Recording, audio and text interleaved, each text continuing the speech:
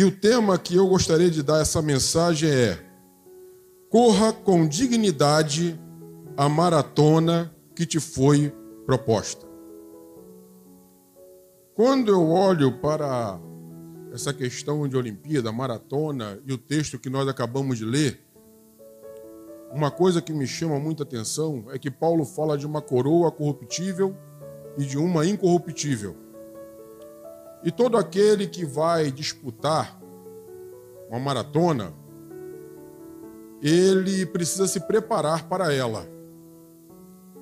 E quando eu vejo o texto de João, eu acho interessante que o capítulo 1 do Apocalipse vai dizer que a revelação de Jesus Cristo, dada a João.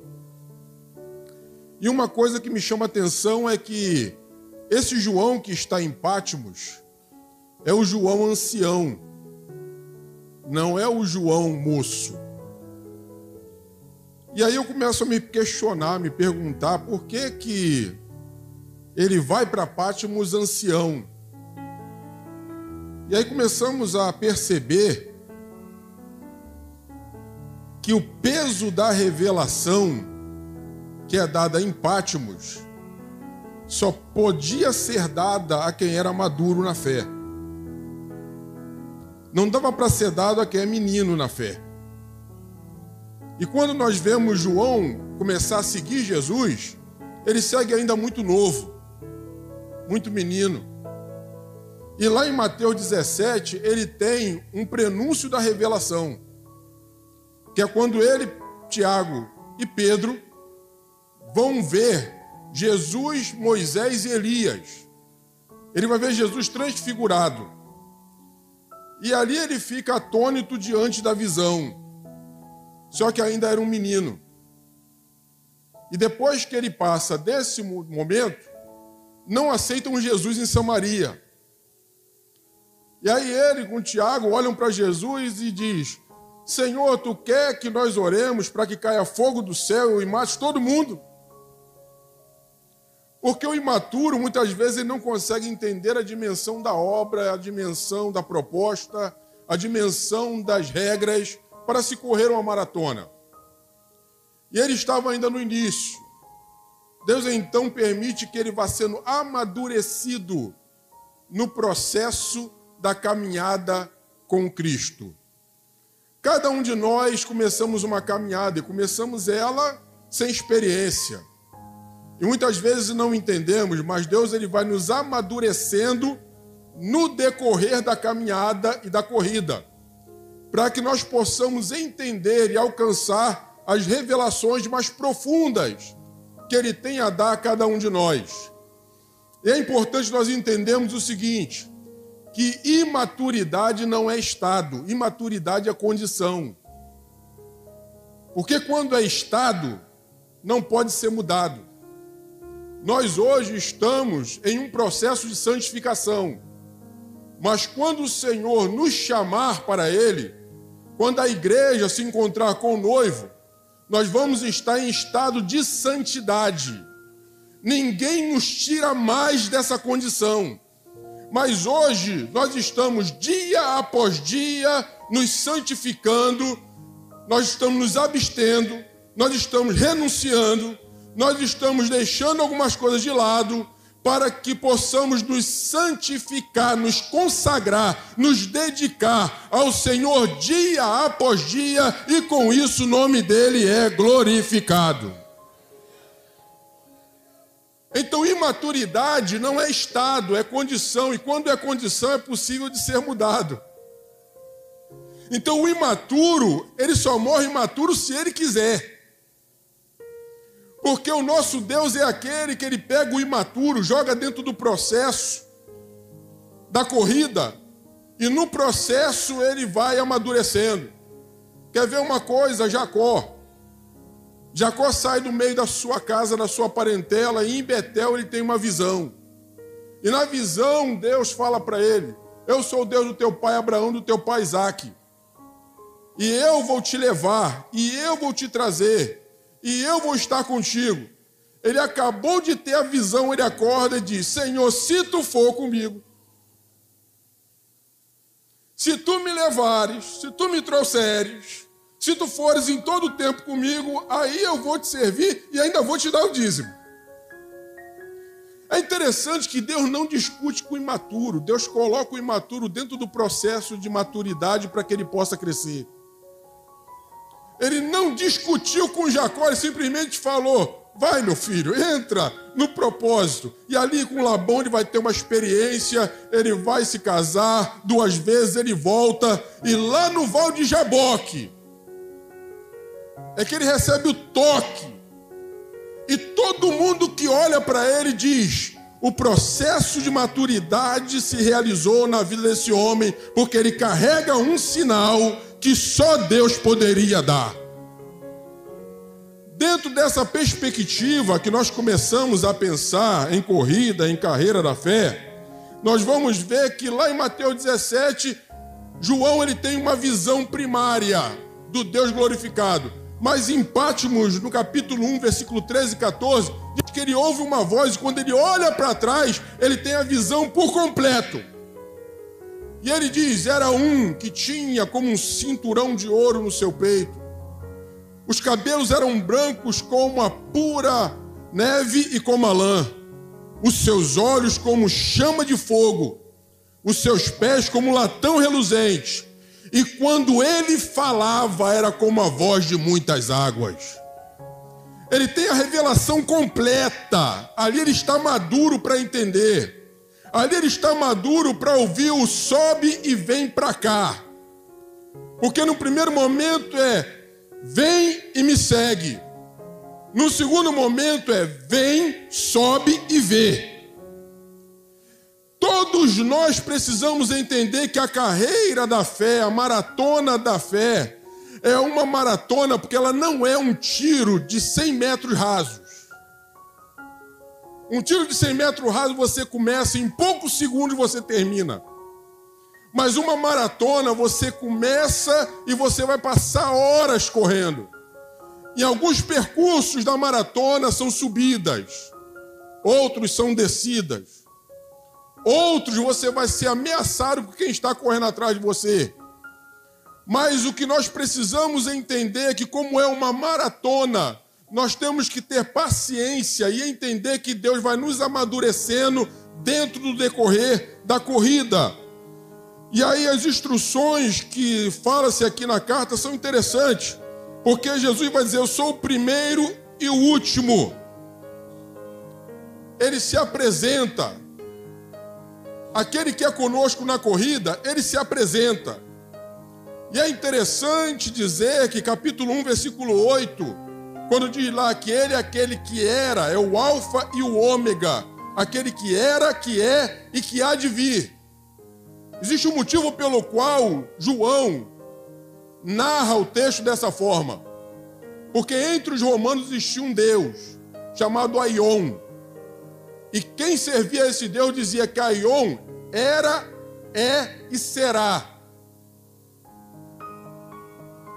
Só que quando chega em Cristo, não dá para dizer que ele era, é e será.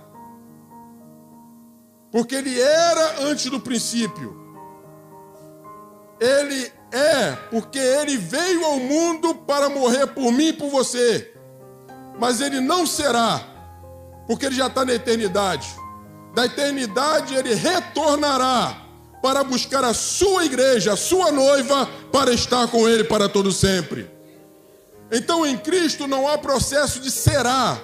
Em Cristo há eternidade, perenidade. Ele é, nunca deixou de ser, e no dia proposto pelo Pai, ele voltará para a sua noiva.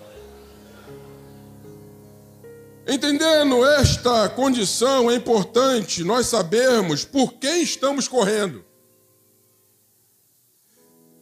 Todo corredor, ele corre por alguém ou por um país. Se não for na Fórmula 1, ele corre por uma equipe, seja Williams, McLaren, Ferrari, seja qualquer uma dessas.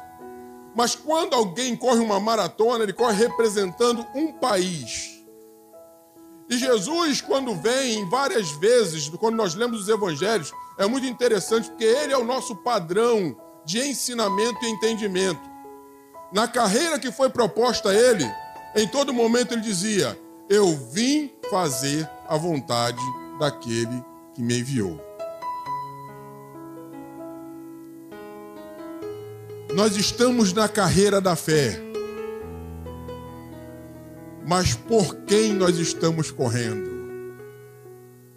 É para fazer a vontade daquele que nos comissionou? É para fazer a vontade daquele que nos vocacionou, que nos chamou, que nos colocou nessa posição? Quando nós corremos e não entendemos essa realidade, muitas vezes vamos querer correr por nós, mas nós não nos representamos a nós mesmos. Quando nós chegamos em algum lugar e quando corremos a corrida da maneira certa e representando o país certo, quem olha para nós, olha e diz: você tem alguma coisa diferente. Você é crente. O teu jeito de falar é diferente, o teu jeito de agir é diferente, o teu jeito de andar é diferente, o teu jeito de se comportar é diferente, porque nós não corremos por nós mesmos, mas nós corremos como embaixadores do reino de Deus. Quando nós estamos nessa corrida, ele diz: e o que foi morto e reviveu. É importante entendermos as regras da corrida. E aqui ele diz: eu morri, mas eu revivi. E é interessante porque Deus, ele não joga e nem faz nada fora das regras. Então aqueles que são de Deus estão dentro das regras. E a regra é a palavra de Deus. Quando Jesus vem, é interessante que lá no Gênesis vai dizer que no ato da criação, antes de tudo, era caos. E o Espírito Santo de Deus pairava sobre a face das águas. Pairar é preparar, pairar é aquecer para a vida. Pairar é estar num momento de preparação para que a vida viesse a existir. Então o Espírito Santo de Deus, ele estava no momento de preparação. E aí vai dizer que vem a terra seca, que vem os animais aquáticos, que vem os animais terrestres, que vem as plantas, cada um segundo a sua espécie. É interessante. Porque quando nós olhamos para a ceia, e muitas vezes nós perguntamos por que Jesus veio. Hebreus 2:7 vai dizer que Deus o fez menor um pouco que os anjos, e que o coroou de glória e poder, e subjugou todas as coisas embaixo dos seus pés. Mas diz que ele veio um pouco abaixo dos anjos, porque na cruz não poderia ser um anjo, na cruz não poderia ser um animal, porque na cruz seria alguma coisa acima, se fosse um anjo. Na cruz, se fosse um animal, seria abaixo. Mas tinha que ser algum ser segundo a sua espécie. Então, se o homem pecou, um homem teria que ser levantado para pagar o preço. Parece que é algo difícil de entender, mas não é. Porque todos os animais no Antigo Testamento eram sacrificados porque era uma vida inocente por uma vida culpada. Só que aquele inocente que era colocado como sacrifício não tinha poder de tirar e perdoar o pecado. Só tinha o poder de cobrir a transgressão. Mas quando Jesus vem, Paulo vai dizer que ele se despojou, se esvaziou da sua glória, se fez homem. Como homem foi obediente até a morte, morte de cruz. Entenda bem, principalmente você, meu amado e querido irmão e irmã, e meus amigos que ainda não entregaram a vida a Cristo, para vocês poderem entender o que eu vou dizer agora. Quando nós olhamos para esse texto, para você entender, eu vou fazer uma analogia rápida. É como se o rei de um reino largasse toda a suntuosidade do seu reino, deixasse de lado toda a glória do palácio, todas as benesses que ele tinha no palácio, tirasse toda a sua roupa de rei, a sua coroa, a sua majestade, colocasse uma roupa de plebeu, andasse no meio do povo e pagasse o preço pelo pecado, pela dívida do povo. Paulo vai dizer que ele selou, cravou na cruz toda a cédula que era contrária à minha vida e à sua vida. E é por isso que nós hoje podemos correr essa carreira. É por isso que nós hoje podemos nos assentar à mesa. É por isso que nós hoje podemos chegar na casa dele e dizer: eu te louvo, eu te glorifico, eu te exalto, porque tu és a razão da minha existência, Senhor. É graça, é misericórdia, é amor, não é merecimento, porque nós não merecemos nada, mas ele desceu da sua glória e morreu por nós, ressuscitou o terceiro dia, para que nós pudéssemos estar aqui hoje, exaltando, glorificando, enaltecendo o santo e poderoso nome do Senhor Jesus. E continuamos, porque ele diz: e sei as tuas obras. E ele sabe que a corrida tem obstáculos. E deixa eu correr, que o tempo também já foi. A corrida tem obstáculos. Eu conheço a tua tribulação. Tribulação é pressão sobre alguém.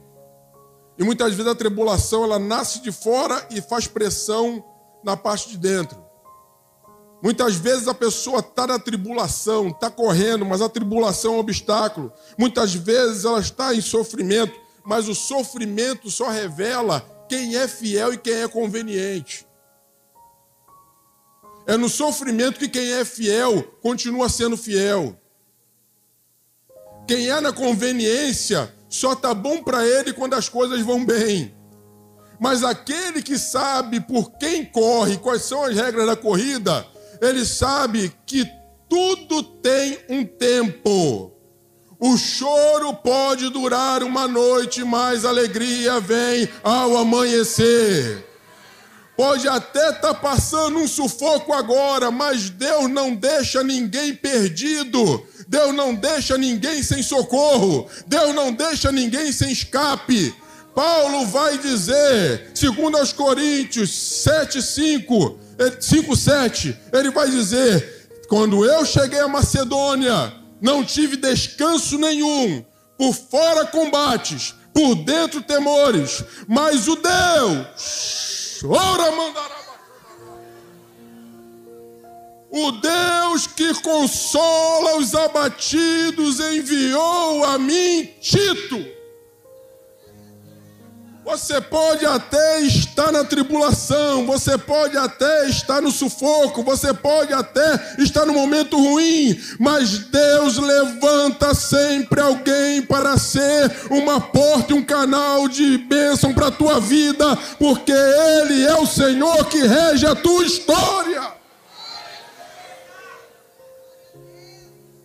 Quem corre a maratona da fé, corre sabendo que há momentos de correr sozinho. Porque se alguém colocar a mão, não é correr legitimamente. 1984, Olimpíadas de Los Angeles, maratona. Tinha uma moça chamada Gabriele Anderson. Todo mundo aqui conhece essa história. Ela entra dentro do estádio cambaleando, tentando chegar na linha de chegada. Todo mundo olha, eu fico imaginando o desespero das pessoas que queriam poder chegar ali, colocar a mão naquela moça e ajudar ela a chegar no final. Mas se alguém coloca a mão, ela é desclassificada. Entenda bem, meu irmão e minha irmã. Tem hora que você vai correr sozinho. Tem hora que você vai correr sozinha.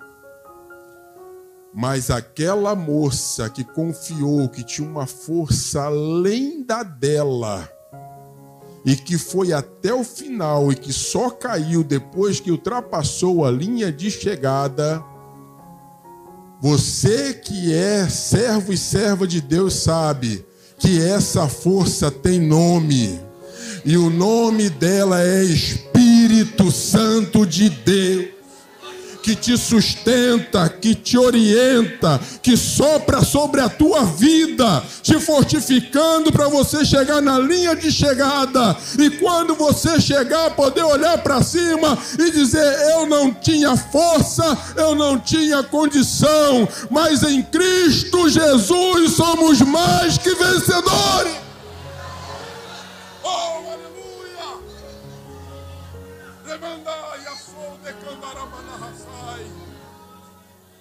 Eu conheço a tua pobreza. Jovens queridos, vocês foram para o retiro. E eu sei que Deus fez coisas maravilhosas lá. Entenda bem o que eu vou dizer agora. Aqui está escrito: eu conheço a tua pobreza, mas és rico. Porque pobreza na visão humana é só dinheiro. Pobreza na visão divina é ter condição de acessar o céu. É ter condição de entrar em ambientes que nós, humanamente falando, não temos condição de entrar. É experienciar coisas que nós, como humanos, humanamente falando, não temos como experimentar. Então vocês não experienciaram o que experienciaram, não é porque vocês são engenheiros, não é porque vocês são publicitários, não é porque vocês são arquitetos, é porque vocês são servos e servas do Deus Altíssimo. Por isso que vocês experimentaram. E eu quero fechar aqui porque tem uma coisa chamada resiliência, que quem não tem não consegue correr a carreira da fé. É você crer que mesmo em momento desfavorável, você vai correr e você vai conseguir chegar ao final. Ser fiel até a morte e dar-te-ei a coroa da vida. Quando falamos em acessar céu, é interessante. Tem uma amiga minha que está dando aula aqui no INEC agora. Nós fizemos a pós-graduação juntos. E assim, muito crente. Mulher de Deus. Mas teve um tempo da vida dela que ela estava passando e ainda está passando um sufocozinho. E aí, nesse meio desse sufoco, um carrinho velho. E ela falava assim para mim: rapaz, eu tenho maior vontade de pintar meu carro, mas não tem dinheiro. E não tem dinheiro, não tem como pintar. E aí, ela passando na rua, deu uma distraída, bateu no carro que estava parado. E ela falou: bati no carro que estava parado. Como crente que sou, senso de retidão, perguntei no meio da rua de quem era o carro, me disseram de quem era o carro, fui lá, falei assim: ó, bati no seu carro e eu tenho que pagar o conserto do seu carro. Imagina alguém duro querer pagar o conserto dos outros. Aí foi pro lanterneiro muito malicioso, chegou lá, falou assim: tudo bem, eu vou consertar o carro dele, te dou R$1.000 e você me dá seu carro. Todo mundo sabe que um carro não vale R$1.000. Aquele senso de retidão, ela falou assim: tá bom, entregou o carro. Passou o tempo, foi viver a vida. Continuar correndo a maratona da fé.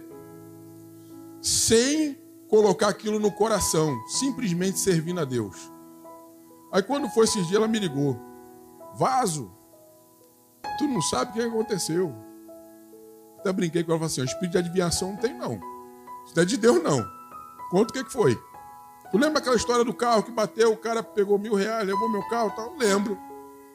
O cara não se converteu?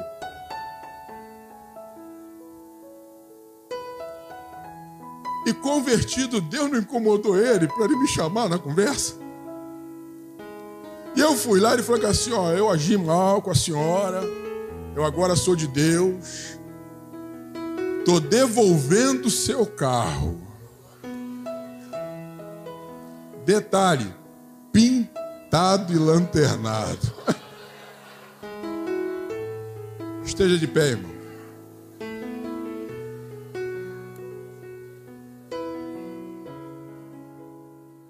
Rapidamente, eu vou fazer uma oração rápida.